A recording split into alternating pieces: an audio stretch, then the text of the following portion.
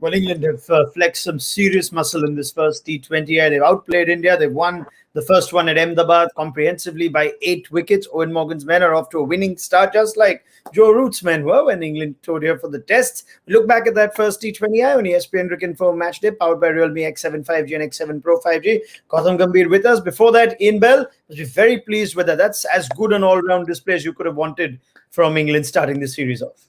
Yeah, brilliant performance. Certainly on this tour, we like the first game of the series. Let's see how the rest of it pans out. But look, yeah, it was a perfect performance. They wanted to hit the ground running. And you look back and you think that first power play England bowled in, I thought that sort of set the game up, didn't it? 3 wickets in the power play. Outstanding. Yeah, I mean, again, we talked a lot about the batting units, but the bowling in particular, I thought England were outstanding. They just gave no easy runs at all to India today. And then did what they needed to do with the bat. They showed some power up front and were clinical, ruthless, as we talked about how India were in the test matches when they got going. I thought England were fantastic today. That was the key difference though, Gautam. England winning the toss, and then what happened in that first power play? Oh, they were just ruthless. And at the same time, I thought that they look a completely different side come the white ball cricket. Look at Johnny Bairstow. Look at all these guys who were part of the test series. Johnny Bairstow was probably very, very defensive in the last 2 test matches. But look at him, the way he batted today. Though he might have just got, 20-odd runs, but the way he was whacking it. It's just a completely different mindset when it comes to white ball cricket. Even for that matter, Jofra Archer.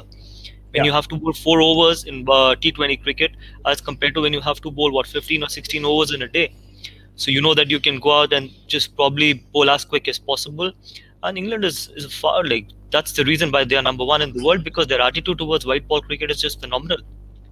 I'm very keen on that point, actually. Maybe I'll go to Ian Bell for that. Jofra Archer, there was some criticism on whether he bowled within himself. Yes, he didn't play 2 out of those 4 tests, but is it only a difference of the surface, difference of the ball? We see a different Jofra Archer and right on the money in this T20I series, Belly. Yeah, I feel for Jofra sometimes. I think the expectation, certainly the way he's burst onto the scene in franchise cricket, but also international cricket, I think the expectation is every day he's going to produce what he did today. And I think we know in test match cricket in particular, that kind of consistency to bowl 90 miles an hour is not easy. So England have to manage his workload, have to be able to get the best out of him. And we probably haven't quite seen that consistency in test match cricket, but when it comes down to white ball cricket, whether it's 50 over cricket, whether it's T20, he's been outstanding for a young bowler. Again, still hasn't played lots of international cricket. He's an outstanding performer. And when he's bowling like he did today, I mean, any team would want him in their side. So we're very, very lucky. I think we've got to be a bit patient with test match cricket, and the expectation is so high, as I said. But it was brilliant to watch today. He's a real entertainer. When he bowls like that, it is great to watch.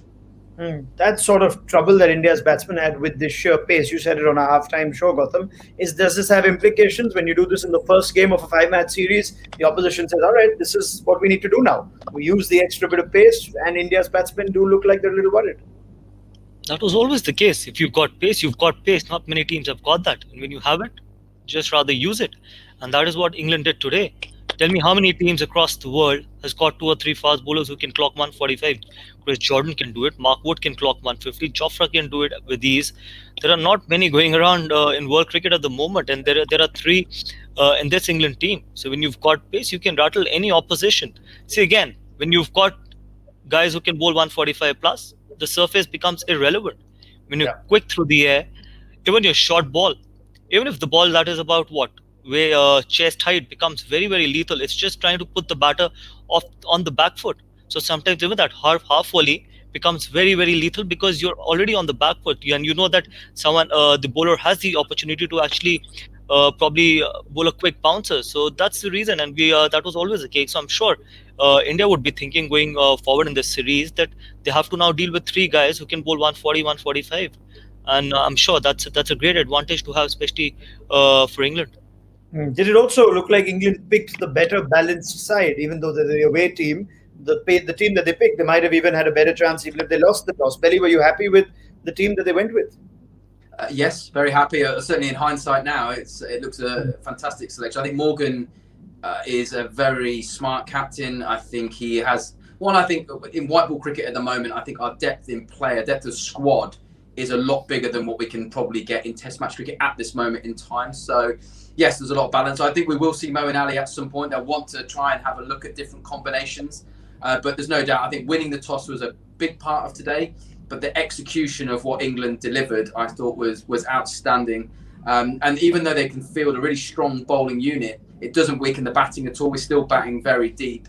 And it's hard. I mean, again, people are going to have to target Ben Stokes, Sam Curran, you know, and they're not easy to target either. So there is no real weak link in that bowling lineup at the moment. And as I said, the batting is deep. So very happy with that selection. And it'll just be very interesting now whether the next couple of games they will stick to this 11 or whether they will chop and change and have a look at something a little bit different. It's a quick turnaround, second T20 in a couple of days. So let's look ahead to the second T20I on ESPN Cricket for Match Day, powered by Realme X7 5G and X7 Pro 5G. And let's start with India's team selection. It's only a day's time. They have to decide if they play the same 11. Gauti, you were saying at the toss, at the pre-show of the first game itself, you would have wanted to see an extra seamer. Would you go that way? Absolutely. I think India looks a little thin on the fast bowling front. Just too one-dimensional. I know Aksar can do the job. Washington Sundar has done really, really well. But then again, I think India just bats too deep. You don't need Washington Sundar probably batting at number 8 or number 9. You probably would have a fast bowler, someone like Navdeep Saini. I know the English batters would cherish playing a fast bowler, but then again, you got to have pace in your bowling lineup. India at the moment looked very, very one-dimensional. They were probably more spin heavy, and you've got Bhuvneshwar Kumar, who's around 130, is coming back after an injury. Shardul Thakur is not express. So I would rather have someone like Navdeep Saini just purely from the pace point of view in place of Washington Sundar. Okay, and Virat Kohli saying Rohit Sharma's rested for the first couple of games. So no changes in the batting order as of the second T20, I got you. See, again, that's a tough one. I would still want to have a look at Surya Kumar Yadav, because he's and I would want Virat Kohli to open the batting again. It's going to be unfair on Shikhar Dhawan just after one opportunity. They probably will go with the same playing 11. I looking at the current situation, but then I would still want to have a look at Surya Kumar Yadav in place of Shikhar and Virat to open the batting, and Surya batting at number 3. All right, let's go to England's team. Looks like there's no reason to change anything at all. Ian Bell, if conditions are pretty much the same as the first T20I, same team for you? Yes. Again, I think Morgan in particular is quite hard to read. He'll have his own ideas as well, what he's trying to get out of this tour, in particular for T20, playing in these conditions that World Cup's going to go. I think so. He'll have a bit of an idea or thought of how he wants, like I said, not all is about playing his best 11, but what he wants to get out of it. But I'd expect them to go in with the same team. Again, I think winning is a habit. You don't play lots of international T20 cricket. So again, the longer this group are together and they build up some momentum of winning. Yes, the World Cup is still a distance away, but the more they play together as a group in these conditions is good. So I expect him to go the same. I thought it was near off a perfect performance that you'd want in a T20 game, really. If India find themselves in the same position, Gauti, losing the toss, batting first, you have Archer, Wood, maybe Adil Rashid to start with, what should they do differently starting up?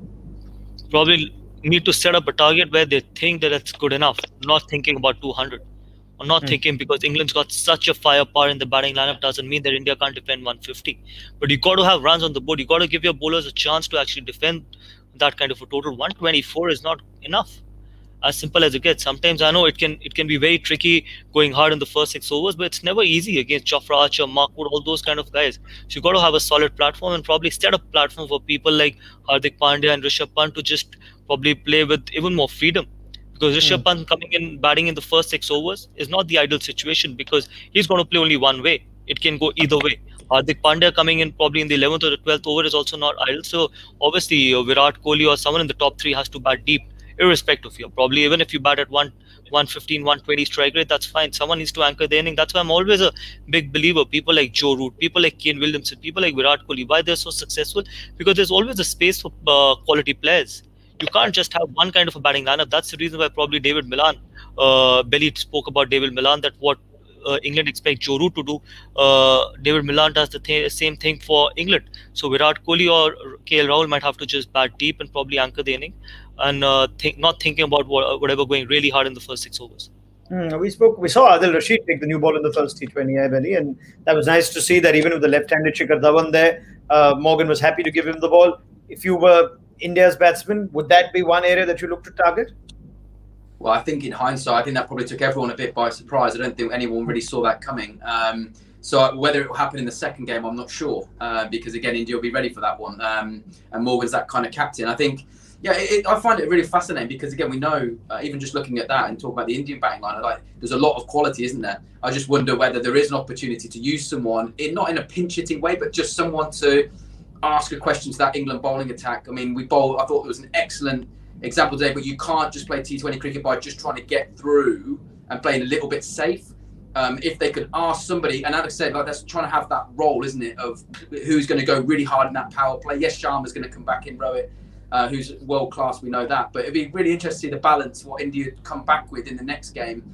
Because again, if they allow England just to do the same things and don't try and put any pressure back on, like I said, is 150 enough? It might be, but it's really fascinating how people see different ways in T20 to be successful. And Ronak, one more thing. Looking to take on someone like Adil Rashid and being able to do that is a completely different thing. Because he's just a quality bowler. Yes, in this bowling lineup, you would feel that, okay, you could look to target Adil Rashid, but it's not that easy. Look at his record. He's just unbelievable. He's got a lot of control as well, and it's not going to be easy. It's another wicket-taking option for Morgan. Probably the reason why he started with Adil Rashid was just not from being the defensive mindset, but from being an attacking mindset of looking to take wickets, because Indian batters would look to take him on, that there's always an opportunity against with the wrist spinner. And even if he does in the second game, I think it's going to be a great move because looking at this bowling lineup, I'm sure Shikhar Dhawan would look to target him, KL Rahul will look to target him, and it could be the same situation again. I was going to say, I think that's a really good point. I think when you look at both bowling attacks in this game, just taking this game, it looked like England were more going for, it was how are you going to stop good players, get them out. And England were trying to go more so have an aggressive bowling lineup, looking for wickets. It didn't look as easy for India to go out as aggressive. It was nearly waiting for a mistake. And I think that was where those two balances. Yes, India have got a lot of quality bowlers to come back in, and we will, that this far from their best bowling lineup. But it looked like in this game in particular that England just had wicket-taking options at the top, in the middle, and at the back end, which is this is the only way to stop best players scoring runs at the back end. And one more thing, I think England, with this kind of a bowling lineup, especially Morgan, they can always squeeze the game with Mark Wood, with Jofra Archer. Even if India go off to a flyer, even if they are able to take on Adil Rashid, even if India's 3 overs 30, they've got the bowlers to actually get them back in the game, because facing 150 after 6 overs will never be easy with Jofra Archer and Mark Wood. And that's the reason why I feel it's a great gamble to take, even if probably going forward and throughout the series, because it's a great wicket-taking opportunity. If you can get 1 or 2 wickets with Adil Rashid, imagine how difficult would it be to face Mark Wood and Jofra Archer when you're 2 or 3 down in the first 6 overs. All right, many thanks, Gautam Gambhir. Ian Bell, plenty more to come in this series. Just one game done. Let's see how India bounce back. They did bounce back after losing the first test. So let's see if they can have that sort of response in the T20I series as well. This was ESPN Cricket for Matchday, powered by Realme X7 5G and X7 Pro 5G.